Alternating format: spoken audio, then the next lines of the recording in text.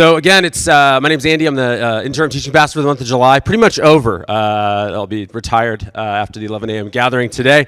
And honestly, it feels kind of bittersweet. Again, it was the hot valley. I have a heat weakness, but I got to say, my love for you has overcome the heat. I feel kind of sad. I'm going to miss many of you. I wish I could have got to know many of you more.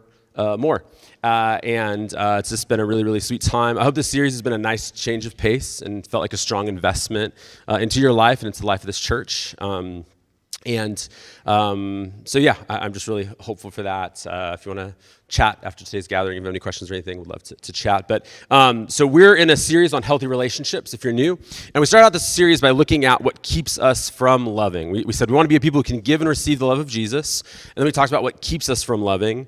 And then last week we started a mini-series. My wife kicked us off. And it's a kind of a mini-series within the series on where and what types of relationships we give and receive the love of Jesus in. So the spaces and relationships. And so last week, my wife taught about parenting.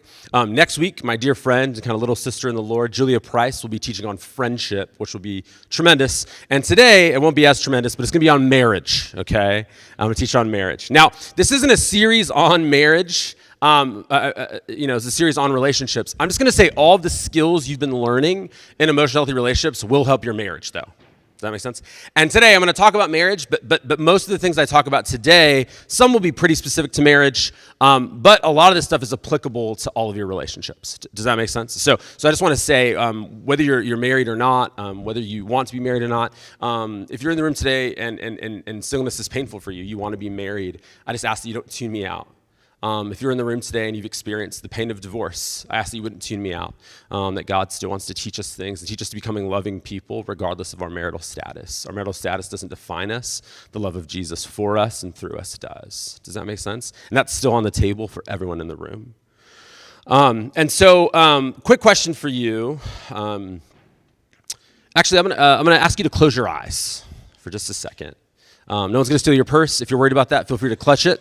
Clutch your pearls, clutch your purses. We do have security, and my eyes are open, okay? I'm on the prowl. I'm looking, okay? But I just want you to just think for a second and ask yourself, what do you want your relationships to look like in, Lord willing, 30, 40, 50 years' time? What do you want your relationships to look like, depending on your age? We don't need to get into the years, but at the end of your life, what do you want your relationships to be marked by? Your friendships. If you have a spouse, your relationship with that spouse. Your siblings. Your children. And then a second question I want you to ask, and really ask this to the Lord. Are you doing what you need to do now to have those types of relationships in the future? Like, are you cultivating a life that will see that type of return later? Are you practicing giving and receiving love now so that giving and receiving later will feel natural? Now, you can open your eyes. How many of you all felt a little intimidated by that? Just thinking that through. Anybody? Yeah, first time I did that, half you guys are feeling great, and I'm stoked for you. First time I did that, I had to really take stock. Right? Like, is the way that I spend my days and my times with the people that I care about, are the things that we're engaging in and moving towards together going to build a healthy, loving relationship long term, or just a relationship? Whether it's marriage or anything else, I just want to say, good relationships require intentionality. That's what I want to get at today. They require us to engage in certain practices. But before we can get into that, I just want to ask a couple questions. My outline today, I've got 3 questions. Number 1, what is marriage? Number 2, why is marriage so hard? And number 3, what are keys to a healthy marriage? It might feel like a no-duh, like what is marriage? But I got to say, we live in a time and culture and space and place where nothing can be assumed. Does that make sense? There's a New Testament scholar named D.A. Carson, and he said that 50 years ago in America, if you said you were an atheist, people would assume that the God you did not believe in was the Christian God. because there was such a familiarity with the God of the Scriptures. And so that's not the case anymore, which means the ethics of the Scriptures aren't assumed. So first, before you can even get into what marriage is, kind of the first half of my answer is what marriage isn't. This is so important. We all have so many messages coming our way in regards to what marriage is about. My wife and I got married at 19 and 18. It was a mess, you already know.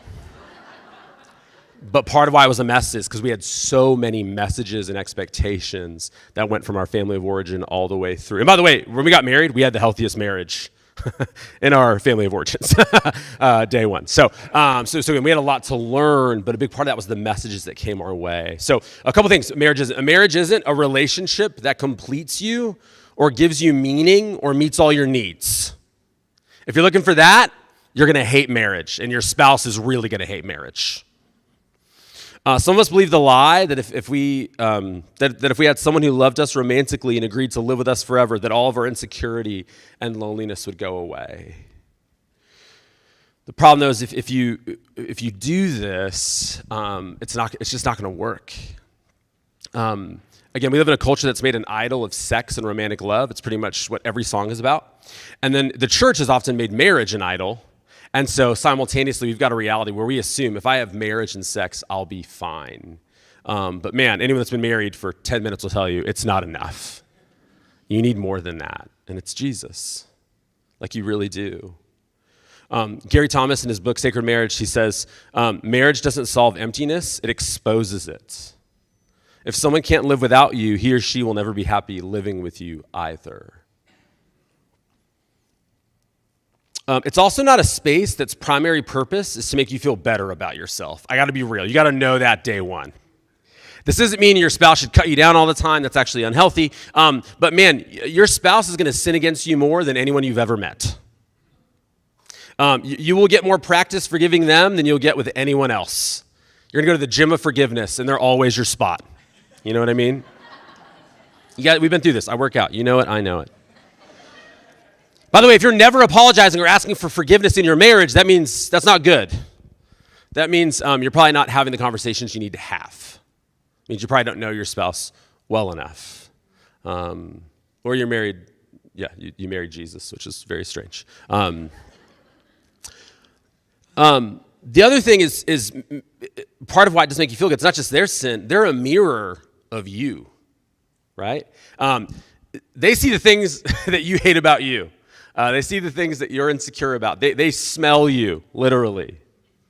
They know how messy you can be at times or how way too controllingly clean you can be at times. They know how you can have a meltdown over being 3 minutes late or how you can't be on time to save your life. They know all these little things. Does that make sense? And they have to deal with them. They know what it's like to be on the receiving end of one of your assumptions. Many times people want to reject marriage, and it's like the foolishness of looking in a mirror and having a terrible hair day and breaking the mirror to fix your hair. And they go from marriage to marriage or relationship to relationship, realizing like, I got to work on me. Does that make sense? Which, by the way, we all need that. We all need work. None of us are arrived. So it's not. So the question is, are you going to sit in the uncomfortable place and do the work, or are you going to run? That's what determines if you grow or not your starting point. It's also not a short relationship that I stay in when it's convenient for me, right? I know we talked about this before. We live in a very consumeristic culture, and it's like, man, what do I get out of it? That's how we roll, right? Again, even the way that dating apps are set up now, I'm looking for the person that meets my needs my way, right? Pornography, dating apps, rom-coms, it's all BK, have it your way, all right? You rule. And you take that into marriage, and it just doesn't go great. Because again, it's not going to go well. Again, marriage is designed to reflect Jesus' love for the church. Jesus is not a fair weather lover. He is consistent through thick and thin. I'll also say this, because you might hear me say, so marriage ideally should be for life. Juxtaposed that, I just want to say, marriage is also not a long relationship of ongoing abuse. You're being physically, sexually abused in your marriage. That's not marriage at a point. They've abandoned what it means to be married, if you ever were at all. Again, marriage is designed to reflect Jesus' love for his bride, and he laid down his life for her. So if you're experiencing, or you think you might be experiencing abuse in your marriage, please let us know. Again, you can email info@restoredla.com. We'd love to get you connected to a counselor. We'd love to get you safe as quickly as possible. We're not going to make you do anything you don't want to do. But what we don't want to say is just stay married, even if you're experiencing abuse. Jesus never abuses his bride. Marriage is also not the only relationship that matters, right? Again, and a lot of us, we get practice for this in like middle school. I used to have a friend named Carlos, and whenever he got a girl, he was gone. Like I thought he was dead, except for basketball practice. It's like, oh, you're still around. Is Erica still alive? He's like, yeah, she's alive. Just it's basketball practice, right? So again, we kind of go, man, we're all in, and in that infatuation stage, it's normal to go, man, I want to be with this person all the time. But as many married couples learned during the COVID-19 pandemic, staying in a house together, it gets old. It's tiring. You need other people. Even the healthiest marriages need other people to walk alongside you emotionally, spiritually, and all that stuff. Last two, marriage is not two individuals who maintain all of their individual schedules, preferences, goals, financial patterns, and pre-marriage lifestyles. You really do move from me to we. That's why Paul says it's better to be single, because you have to consider them, because it's not just you anymore. You're not freestyling out here. You have to consider other people. You can't just go on trips whenever you want or make significant purchases whenever you want without working through things. Block out weekend days for yourself without talking to your spouse. And then lastly, this would be true for even the married, but I think I really want to say it to the singles, to those who've experienced divorce. Marriage is not a sign that you've made it or are more important than someone who is single. It's a really important thing as well. So that's what marriage isn't, which leads us to what marriage is. And to help us with this, I'm going to refer to an expert, world-class psychologist, a guy named Jesus Christ, all right? So we're going to look Matthew chapter 19, Jesus talking to the Pharisees about divorce and marriage. And Jesus says this, Matthew 19, verse 4, he says, haven't you read in the Old Testament that he who created them in the beginning made them male and female? Okay, that's Genesis 1, verse 5. And he also said, for this reason, a man will leave his father and mother and be joined to his wife, and the two will become one flesh. So they are no longer two, but one flesh. Therefore, what God has joined together, let no one separate. So Jesus is referring back here to Genesis 1 and 2, in the beginning in creation, in the Garden of Eden, to Adam and Eve, the first couple. And he reminds us of some foundational truths about marriage, which don't really line up with our modern secular vision of marriage, but they're still true. In Genesis 1 and 2, and in Jesus' teaching here in Matthew 19, we see that marriage is always between a man and a woman. Number 2, we see that sex and living together come after marriage, not before. You leave and cleave. We see that sex and marriage are designed for only two people, not more or less.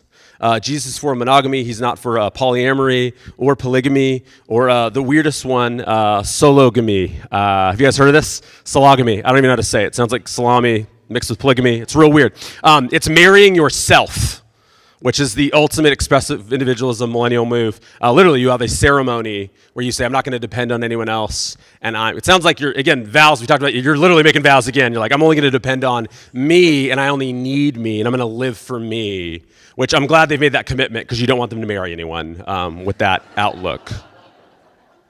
Didn't make that up. You can look it up. So marriage is designed to be a lifelong commitment, bonding two people together as one flesh. Paul the Apostle also quotes the same passage from Genesis 2 and Ephesians 5, and he builds on it a little bit further. Ephesians 5:25, he says, husbands, love your wives, just as Christ loved the church and gave himself up for her. He's saying that marriages are meant to display the love that God has for the world, which again, just like John 13, all of us have, but marriages do in a specific way. They're like a billboard or a lived sermon that declares how Jesus loves us and sacrificially died and rose for us. The purpose of our marriages is not romance and sex and companionship. It often comes with that. Those are byproducts. They're not the main purpose. Which, by the way, for the singles in the room, this is also why this should impact how you decide who you want to marry. I remember back in the day, I was a college pastor, and I used to do this like man on the street thing. Went with a video at SDSU, and I'd be like, hey, what do you look for in a guy or a girl you want to be with? This was 10 years ago. It wasn't as hookup culture-y, or 13 years ago. Like who'd you to marry? And they all said the same thing. You know what they said? Smart, hot, funny, okay? I'm a pastor, and I do a decent amount, and because of my training, I do way more marriage counseling than the average pastor. I've done marriage counseling for psychologists before, which was a vibe and a half as a pastor. And one of the things I find, I've never sat with a couple where she's like, he doesn't make me laugh no more. The jokes don't hit like they used to. Then it's like the jokes never hit. I just smiled because I thought he was hot. He's been dumb the whole time. I've never been with someone that's like, man, he's just not as handsome as he used to be. Right? I just wish if he was more handsome, right? I've never met someone that was like, man, I wish my husband was smarter and explained things to me more. That's what I want deeply.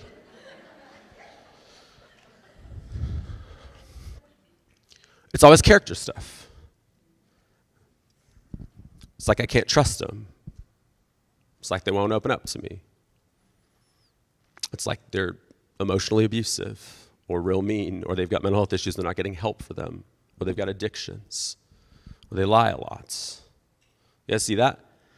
Also, just throwing this out for free. I'm not saying marry someone you're not physically attracted to. I'm just saying research says the more you spend time with someone, you will become physically attracted to them. That wasn't in my notes. I'm sorry about that. None of that was, but think about that for real. Like, maybe be more open than you thought to the right stuff.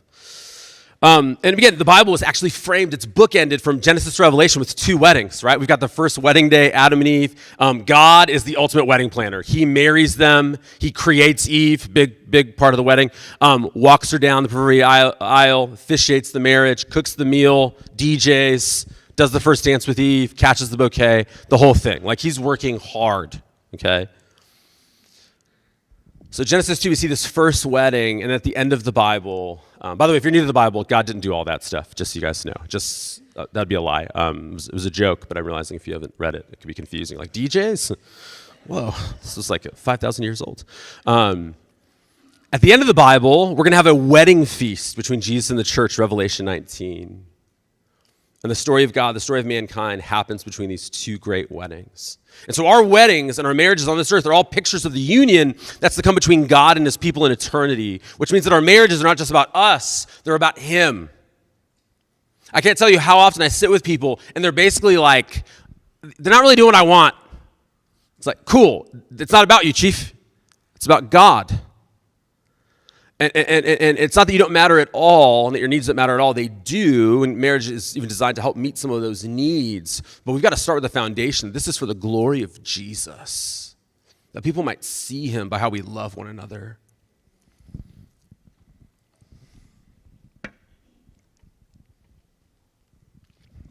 So why can marriage be so hard? A couple things. One, we can make our spouse an idol. I talked about this a little bit earlier.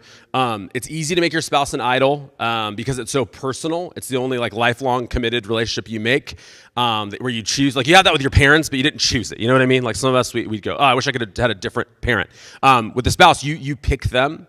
And for whatever reason, when your marriage is going bad, it can feel like your entire life is falling apart, and that just doesn't feel that way with other things. Even things that we're prone to make idols, right? Like, we might want a different house. We don't go, man, my entire life is broken because of this house, or my job, or my friendships, right? If I just had a cuter puppy, things would fall into place. But we do believe this about our spouse, even though that's less than true. Also, our spouse gets in the way of our idols. James chapter 4, verses 1 through 3, it says, "What is the source of wars and fights among you? Don't they come from your passions that wage war within you?" Just saying, what are the conflicts? Where do they come from? Desires, epithumia, over desires. In other words, idols. You want something too much. Verse 2, you desire and do not have. You murder and covet and cannot obtain. When we don't get the thing we want when we're in our flesh, we get real bad real quick. And in marriage teaches you this. Like, you didn't know how selfish you were till a lot of times till you get married or till you're really consistent with someone. I remember my family's from Boston, and we are rabid Boston sports fans. I think it's probably a personality disorder. They should probably diagnose that, or so they should clinically do something with that. But like Boston sports fan disorder or something. But we're way too intense to the point where like playoff games for any of the teams are like holidays. It's like, we're going to come over. We're going to be there for 4 hours. We're going to be there. We're going to eat for a little bit. We're going to drink for a little bit. We're going to watch it. We're going to talk about it after, whether they won or lost, this whole thing. My wife is from South San Diego. She's not from Boston. She has no interest in sports. And so she rolls up into this family situation. She's like, this is crazy. And I remember it was the AFC Championship game. And I forget which one because the Patriots have been in so many and won so many. But it's one of the years earlier on in her marriage, and I'll never forget. She's like, hey, it was like halfway through the first quarter. She's like, hey, Clive has a dentist appointment I'm going to take him to.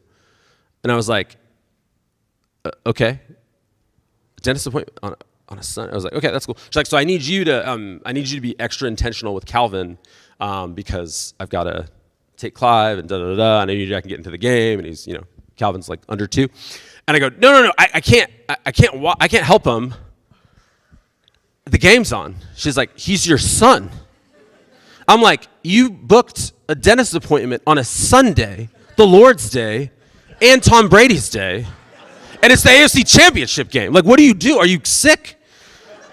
She's like, I think you're sick. You know what I mean? And I'll just never forget it. Like, that night, she just said, I'm not going to do this. We're not doing this with our life. So we got to change some stuff in our family. We're not going to be, you can like them, but we're not going that far. My wife and I actually listened to a podcast about having a good marriage, and one of the things they said was having shared interests. And she's like, with sports, I think I did my time. She's like, you have that with Calvin now. I was like, oh man, so hurtful. So our spouse can reveal our idols. They can also re-trigger our trauma and vows. I mentioned this about church. Church can be great for corrective experiences. It can also be great for re-triggering. People remind you of people. And again, I mentioned the trauma message. We don't have time to get into it. You can look back at that message. But when someone reminds us of someone else or a certain situation reminds us of someone else, our body starts to respond, and we go into fight or flight, which isn't great for connection as a married couple. And so, for example, a couple I walked with in the past, she grew up in a home where her mom and her dad would get into huge yelling matches, and there'd be physical violence. And so for her, one of her vows was, no one's ever going to talk down to me or scare me. And so when it gets emotional or someone gets kind of loud, she shuts down, and she shuts the person down. She married a man whose dad was a very hard-nosed military man who shut him down whenever he could. You need to obey. I don't care about your thoughts or your feelings. And so he made a vow, no one's ever going to not allow me to explain myself, especially when I'm emotional. You can see how that's a recipe for amazing, right? That stuff happens. They've had to learn to work that stuff out. Marriage is hard because we experience each other's immaturity. That's my last point on too. We experience each other's immaturity. Recently, my wife and I were talking. My son is going into 9th grade, going into high school, my oldest son, and we were talking, and he was kind of complaining, and it was a fair complaint. It was about 6 months ago. He was going to bed at the same time as our daughter, who's in 3rd grade, and our son, who's going into 6th grade. And whatever, it wasn't that big of a deal, but every once in a while he'd be like, man, this is kind of, I don't like this, And then he increasingly started upping his protest. He's like, this is crazy. It's ridiculous. She's in 4th grade, you know what I mean? And I'm like, it's ridiculous. I haven't had any alone time with your mom all day. So we'd go through it, but this one I was really getting into it. I started to go, you know what? Like, for my son, who's a big introvert, both of my other kids and me are loud. We're all loud. One time, my son and Jackie got home, and they were hanging out in the driveway in the van for like 10 extra minutes. I was like, yeah, it's okay. And they're like, we're just getting ready for the noise. We're just enjoying the quiet together. We're not even talking, which is something you guys don't even know about. And so anyway, so I said, for Clive, probably good for him to get, to maybe he could stay up like an extra 45 minutes, not on a phone, not playing video games, but if he wants to like play guitar, learn a language, read a book, pray, like something constructive and helpful, not getting blue screen eye, whatever, jacking up his, I'm not a sleep professional, you guys, but just jacking up his sleep hygiene with the screen. And we're getting into it, and I'm honestly, so I bring that up to Jack, and then she goes, hey, I was actually thinking maybe we could give him his own room, the guest room downstairs. Now, I was like, that's not, I just said straight away, that's not what we're talking about. She's like, oh, I know, I'm presenting it. I was like, no, we don't need that. It was like real, she's like, whoa, it's pretty intense. I said, no, we never have any time together, like they're always there. Our daughter knocks on the door sometimes and goes, why is it so quiet in there? I don't need that, right? We're on that's all the time. And I said, and to be able to talk about like deep things and just have some time. If you want to watch something that's more adult oriented, not crazy, but I don't want them watching. And then I started going, and like if we get rid of the guest room, like we're not gonna be able to teach them about hospitality anymore. And she's like, we had a missionary live with us for 2 years in that room. Like they were there for that. And we'll do it again in the future. She's like, why are you so resistant? I said, it's not happening. It's not happening. I said stuff like that. And then my last one was, we grew up poor in apartments. Why do they need their own room? What are you talking about? This is crazy. And so she's like, whoa. And she just said, hey, I don't know what's going on. It's pretty intense, but whatever. And what happened was about 10 minutes later, it just hits me real. One of the things I said was, logistically, this is a dumb idea because if he comes down and it doesn't work for us, it's gonna be hard to put him back in. Like once they come out, it's hard to go back in. And about 10 minutes later, I just like the Holy Spirit was like, hey, I think a big reason for this is you're aware he's growing up. And like this is another movement towards him becoming an adult and him doing his own thing. Does that make sense? And I have a picture of it. I couldn't get this picture. I have a picture of my son when he was little with like an orange shirt. I couldn't get this picture out of my head. And I wept for like 30 minutes. Now, if you just watch the interaction, I think I got a picture of him now. I took him to a jazz show and he had a mocktail. Relax. So it's very cool, very tall. My point is, if you just watched that initial interaction, you'd have been like, whoa, this isn't good. Andy's pretty intense. But actually, it was my immaturity. I wasn't able to just say I was sad and afraid, which is actually a beautiful thing, right? Now, here's the thing. As cool as it was, I had this breakthrough. My wife grew up in a home with a very unstable mom who always confused her. So she was holding it together pretty well as I was being really confusing. Does that make sense? So again, that makes marriage hard. In that case, dealing with me that day. We all have that stuff. So what are the key to healthy marriages? I'm going to look at 2 key ideas and we'll wrap. What's key to healthy marriage? The first key is intentionality, because we are prone to drift and because it's how we get the relationships we have. In Galatians chapter 6, verses 7 through 9, the Apostle Paul writes this, which I'm realizing I don't have in my iPad for some reason. It says, do not be deceived. God is not mocked. For whatever a person sows, he will also reap. Because the one who sows to his flesh will reap destruction from the flesh, but the one who sows to the Spirit will reap eternal life from the Spirit. Let us not get tired of doing good, for we will reap at the proper time if we don't give up. And so this passage highlights this idea of intentionality. What we sow, we will one day reap. Paul Tripp talks about this idea, a Christian counselor. He says, if you're ever going to live with daily awareness of little moment needs that propel you to live with habits of love, you have to carry this mentality around with you. You have to buy into the principle of consequences. Here it is. There is an organic relationship between the seeds you plant and the fruit you harvest in your relationships. In the physical world, you will never plant peach pits and get apples. If you plant peach pits and get apples, run fast and run long because something has happened to the universe. In the same way, there will be organic consistency between the seeds of words and actions that you plant in your marriage and the harvest of a certain quality of relationship that you will experience as you live with one another. Every day, you harvest relational plants that have come from the seeds of words and actions that you previously planted. And every day you plant seeds of words and actions that you will one day harvest. Most of the seeds you plant will be small, but 1,000 small seeds that grow up into trees eventually becomes an environment-changing forest, close quote. Some people ask, if I sin, will God punish me? If you're in Christ, he's not going to punish you, but your life can be very painful still. Tripp talks about having a harvest mentality to our relationships, like a crop we need to tend to if we want to bear good fruits. Again, farmers don't just scatter seed and walk away. They tend to the soil because we live in a fallen world, and without intentionality, things get worse, not better, right? I'm afraid of the dentist. I used to have pains that were cavities. I wouldn't want to get them looked at. That always led to a root canal, all right? It's the same thing in marriage. If there's that thing in your marriage you don't want to talk about, that's not going away by itself. Does that make sense? And so we have to get there. This is true throughout the story of Scripture. People drift. Israel is delivered in the Exodus. They move to idolatry. The book of Judges, Yahweh delivers them over and over, and they moved from deliverance to debauchery. David moves from victor to villain very quickly. Goes from slaying Goliath to murder, abuse of power, and sexual sin. The Apostle Peter preaches at Pentecost when the Spirit falls, and then he denies the gospel in Galatia or in Antioch a little while later.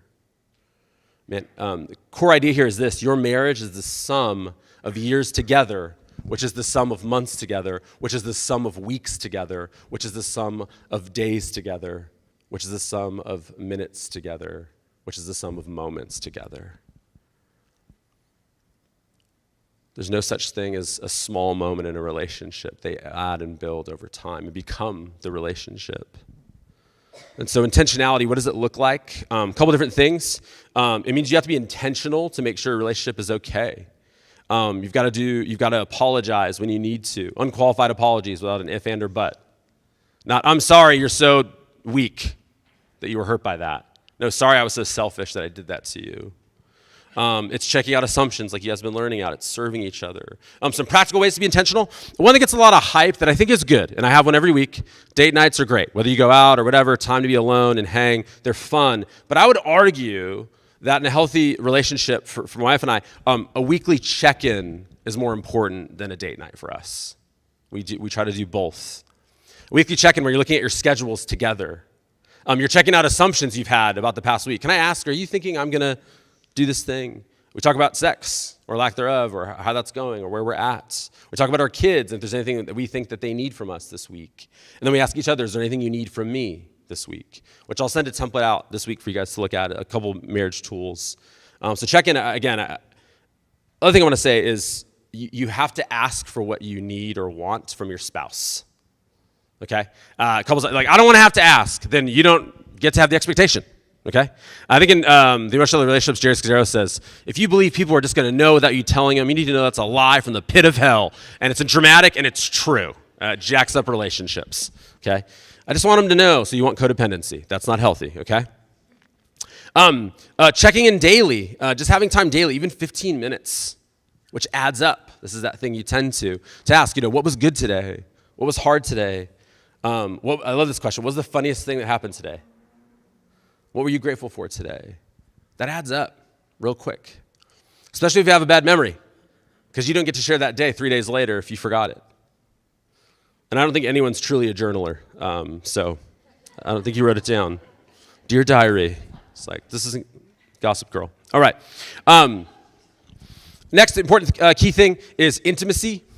This is physical and emotional intimacy. I don't have time to get too deep into this, but I'll say a couple things. Physical intimacy is more than just sex, just so you know. It's more than just sex. It's healthy touch.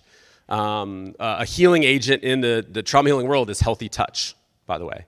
Touch that is safe and appropriate and loving is great. Physical sex as well, and communicating about it. There isn't a prescriptive amount. A lot of pastors have done a lot of damage to a lot of people by saying you need to have sex every day or whatever. Mostly no one does that. Data says the average married couple has sex like 2 times a month. I think you should try to push more than that if you can. But at the end of the day, it's talking. You have to be able to talk about it. Does that make sense? To work together. Where there's differing desires, you should be able to talk, and sex should be mutually pleasurable, honoring, and intimate. And if it isn't that way for you, again, there's some phenomenal Christian sex therapists that would love to talk to you about that, help you with that. They're not going to help you in a weird way. They're going to help you understand yourself. I promise. They're not going to look at pictures with them or draw a diagram. They're going to help you understand why you're struggling the way you're struggling and help you learn to connect in a way that makes sense. If you feel pressured into sex, that's not healthy. That's happening all the time. You got to talk about that, okay? That's all I'll say. If you want to talk more, we can talk offline. And then the last big thing I want to hit is just trust. Trust. I had a friend of mine whose parents got a divorce because the dad bought $28 worth of books on Amazon and didn't tell the mom. They'd been married almost 40 years. How many of you know it's not about the books? there's a big pattern in history of adultery and of secrets. And she had a point where she's like, I can't do secrets anymore. And he lied to me about this. I couldn't do another lie. Does that make sense? Paul Tripp, again, in his wonderful book, Marriage, describes trust as a sturdy bond that couples must actively work to build and maintain. Trust involves being reliable, honest, and transparent, creating a safe environment where both partners feel secure. Now, this is a really big deal, and the more we look at it and understand it, things like attachment and things like betrayal trauma, it's a really big deal. A study a few years back looked at the types of trauma experienced by people in the United States. Out of 21 types of trauma they identified, the most traumatic experience was the death of a loved one. You'd probably expect that. The second most traumatic experience was betrayal by a trusted individual. It's important to note that experiencing betrayal was considered a more traumatic event than forms of abuse, such as domestic violence, physical or sexual abuse. This isn't me downplaying abuse. It's me upping how important trust is. And so we earn trust when we're reliable, when we do what we say we're going to do, when we say we're going to do it. Our spouse believes they can trust us. Again, if you grew up in a home where you couldn't count on your parents, this will be extra hard for you. It's some of the work you'll need to do. On the flip side, if you have a history of adultery or pornography use or financial secrecy in your marriage, this will also be hard for you. But the beautiful news is you can regain trust by being consistent over time. You can reap what you've sown, which is consistency over time. You don't have to live with the harvest that's there. Again, if you ask for my help, I do the thing I said I would do, and if not, I make it right. Now, one of the things you need to know about me, and I'm sure you've noticed it while I preach, is I have pretty intense ADHD.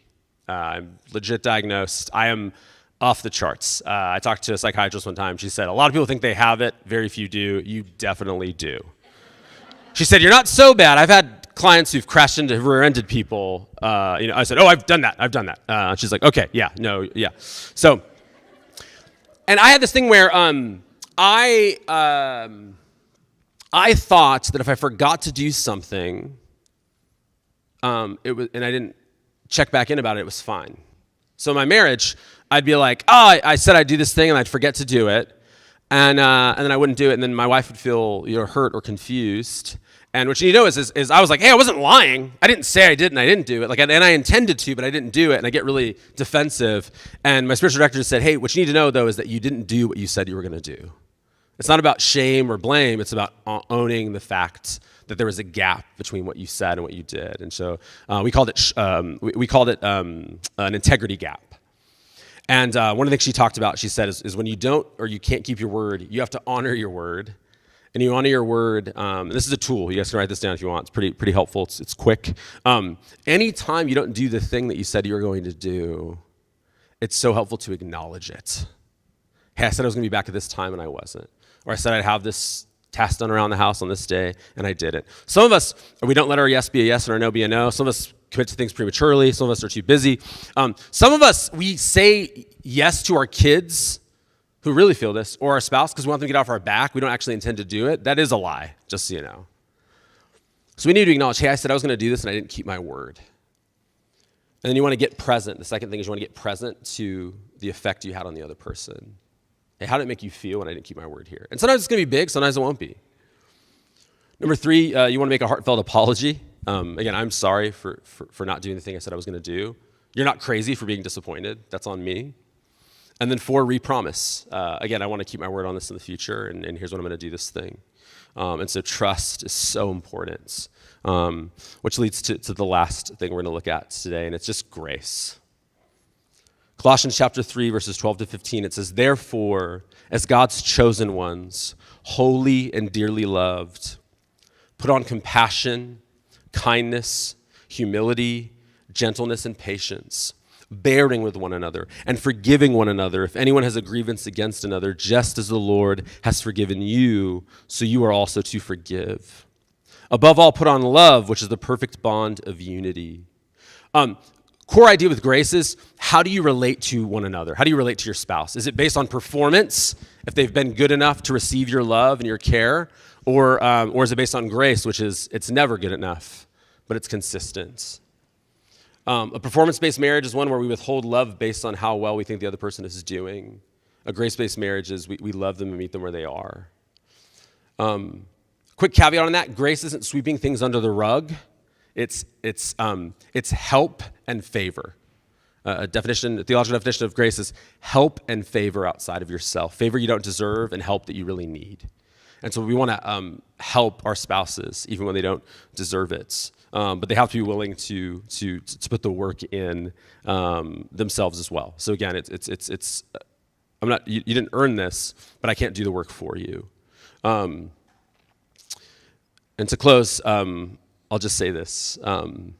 So quote by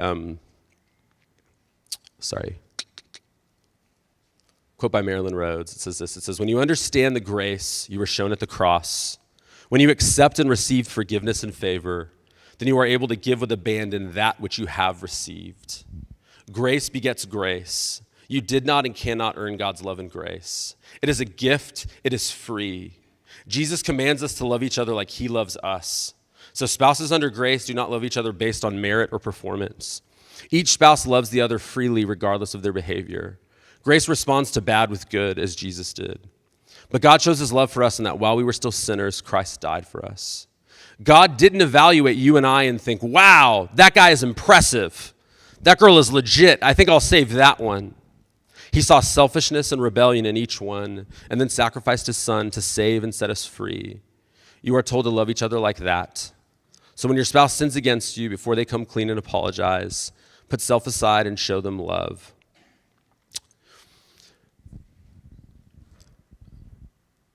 Core idea with grace is that you and I know what it's like to need help. We know what it's like to sin. And we go, I get it. I've been ridiculous before too. I've needed help outside of me too. And Jesus has given it to me. And I'd love to be a mediator of that to you. I want to give you some of that for yourself. So right now what I want to do is we're going to go to communion where we'll celebrate the fact that grace is available to us. Favor and help we don't deserve because Jesus' body was broken and his blood was shed and he rose again in victory. And so I can't encourage you enough if you've trusted in that to go and take communion. It could be a good day to take communion with your spouse if you need to apologize for something or start a conversation. Also, if your marriages need help, which they do, the church wants to help you, okay? You're not on your own to figure it out. They would love to get you connected, walk alongside you to get you the help you need. But our help has to have the foundation of the grace of Jesus. And so I'll call the worship team up and we'll go into time of worship response. There'll be prayer counselors available, but can't encourage you enough to take communion if you're a follower of Jesus. Jesus, thank you for your grace. Thank you for your consistency. Thank you for your love and your care. Thank you that you personify and embody grace perfectly. You give us favor we do not deserve, that we did not earn, and you give us help outside of ourselves. If we open ourselves up to your help, you love to give it. You're always ready to pour it if we're willing to hold out our cup and receive it. And so, Lord, as we go to communion and we remember the most faithful bridegroom of all time, the perfect spouse, the one whom marriages, the best marriages, still paint a weak picture in comparison to the love that you have for your bride. Lord, I pray that we'd feel like you're beloved today. We'd feel like the one you want to help.